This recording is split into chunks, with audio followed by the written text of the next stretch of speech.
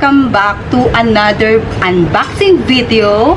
Yes, pupunuin na po ulit natin ang ating garden kasi nasa mood na tayo ngayong magbalik loob sa ibang halaman na gustong-gusto kong bilhin before.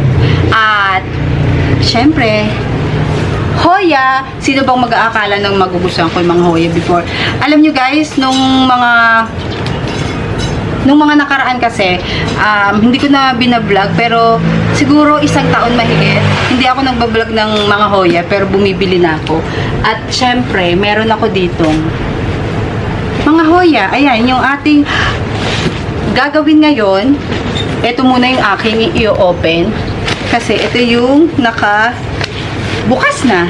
Ito is galing sa friend ko, kay Sandra.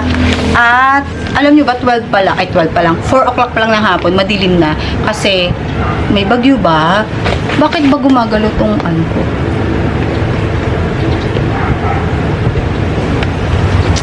Yun na nga. Okay na nga yan, guys. Ito is bigay niya. Kasi before, meron ako binigay sa kanyang mga 18 klase na Hoya. 18. Oo, mga 18 yon, lampas 15 yung binigay ko sa kanya.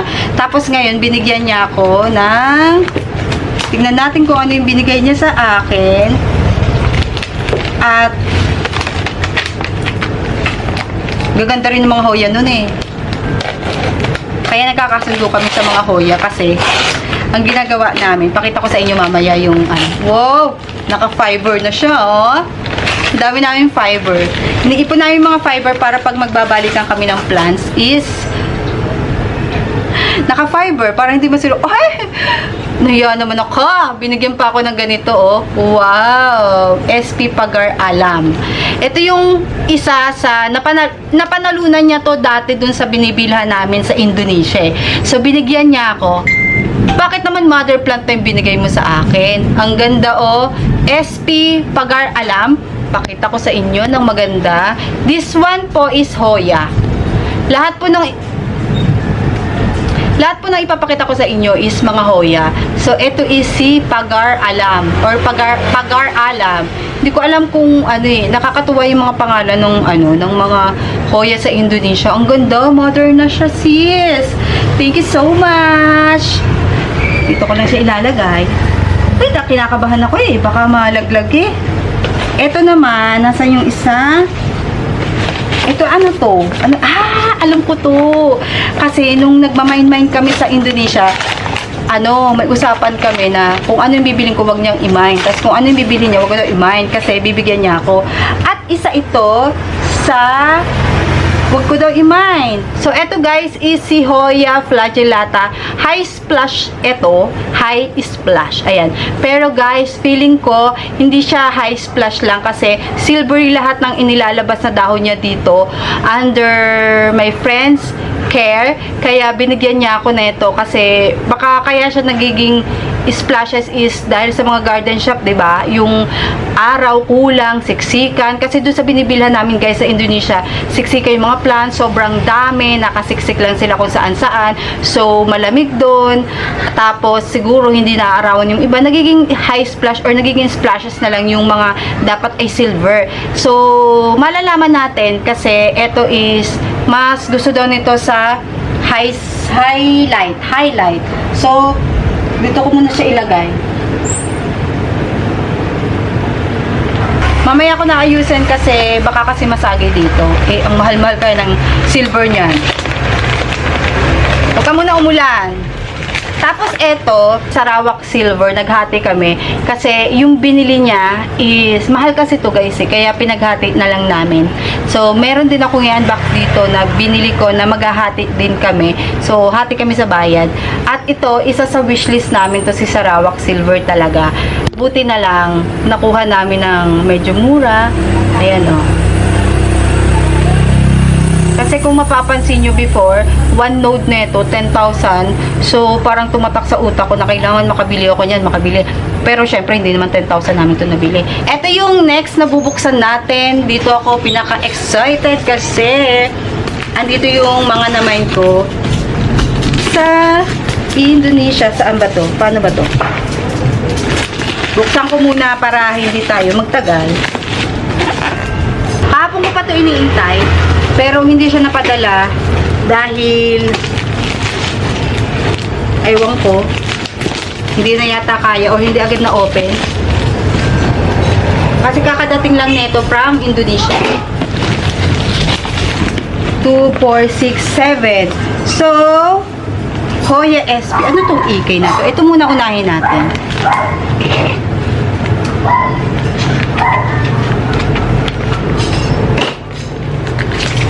Ito is mga gustong-gusto ko tong mga binili ko. Well, yung mga binibili ko naman na Hoya is mga gustong-gusto ko talaga sila. Hindi ako basta-basta bumibili nung ayoko kasi nakakalimutan ko yung ahiti. Pag mga gustong-gusto ko, yan, mga hindi ko siya nakakalimutan. Buti na lang talaga, nagkita ko ng seller sa ay, maliit lang pala siya. Diyos ko, ang liit lang pala nito. Tomatonensis. Ito ba yun? Bakit ang liit? Hala, ang liit lang pala niya. Expect ko napakalaki nito. Lalagay ko dyan yung ID guys kasi minsan yung pronounce ko is mali. Ano ba yan? Ayan o. Maliit lang pala siya. Or napaltan to. Hindi ko alam guys eh.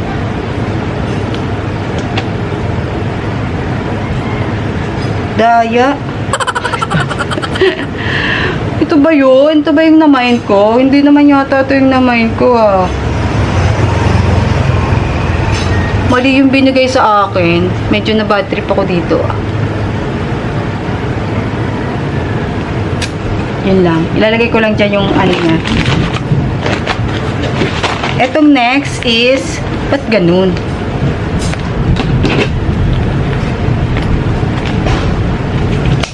Dapat kung ano yung naman, yun ang ibigay, di ba?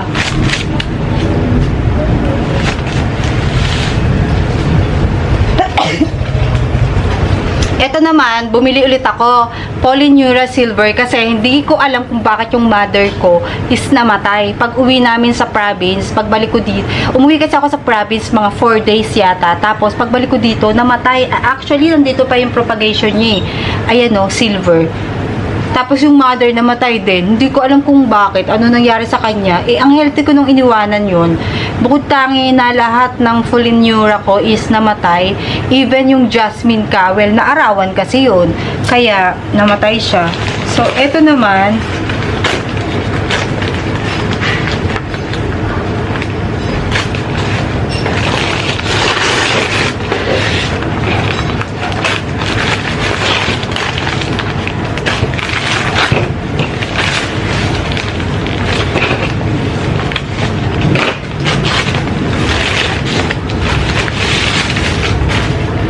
anong pangalan mo?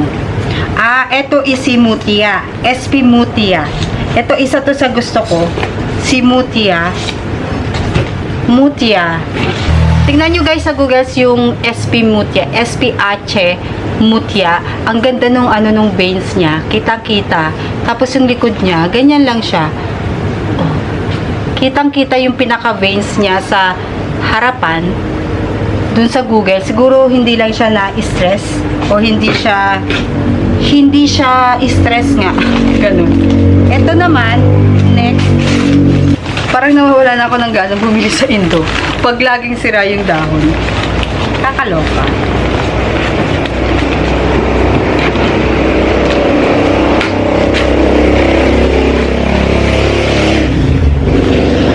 Ito yung paghahatian namin ng friend ko. Pakita ko sa kanya. Teka lang guys ah. Si Pilea.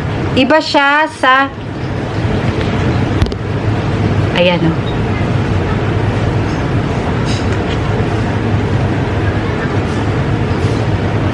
Tingnan nyo. Silver din siya, pero iba to kay Sarawak. Para siya, Latifolia ba to? Hindi ko na matandaan, pero ilalagay ko dyan yung ID. Ayan yung kanyang itsura. So, hati kami ng friend ko dito. Yan. Sa ko to hahatiin. Dito na lang sa hahatiin ko na siya. Kaya lang ang problem is, na-fold yung dahon niya. Tingnan nyo guys, oh. Sira yung dahon niya. So, at least, yung friend ko, meron siya dito extra 1, 2, 3, 4, 5, 6 na nodes. Ang problem lang, putol siya. Ayan, putol siya. Ikakat ko na siya dito dahil hati nga kami. Saan ba? Dito na lang. Ito yung sa akin. Kasi nagre-reroute yung friend ko at ito daw yung sa kanya. Ang problem lang is nasira nga yung isang dahon. Sayang. Ito, last 3 na tayo. Last 3. Ano na to? Paggabi na.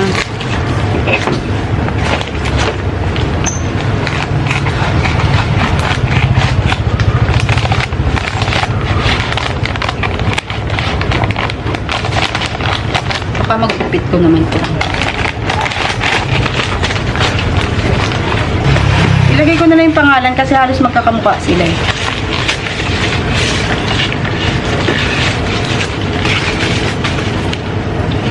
Putol na naman. Tingnan nyo guys. I think ito si ano, si SP Ache, hindi squash eh. Ano ba tawag dito? SP Ache, ano ba tawag sa'yo? Titignan ko mamaya kasi parang hawig sila nung isa ko pang binili. Hindi ba to si ano, SP Ache ano? Ang lambot na naman ng dahon. Kinakabahan na naman ako dito. Ang lambot. Eto, okay. Si Lambi ay splash to. Bakit yung iba walang ID?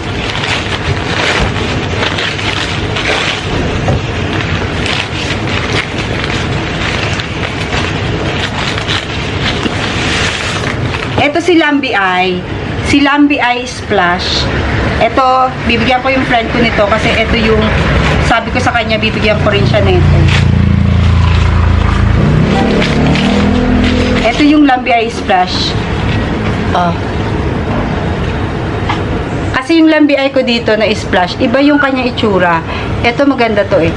Ayaw niya mag-focus talaga guys eh. Pasensya na kayo. Sa mukha ko siya nagpo-focus. Ayan si Lambi Eye Splash.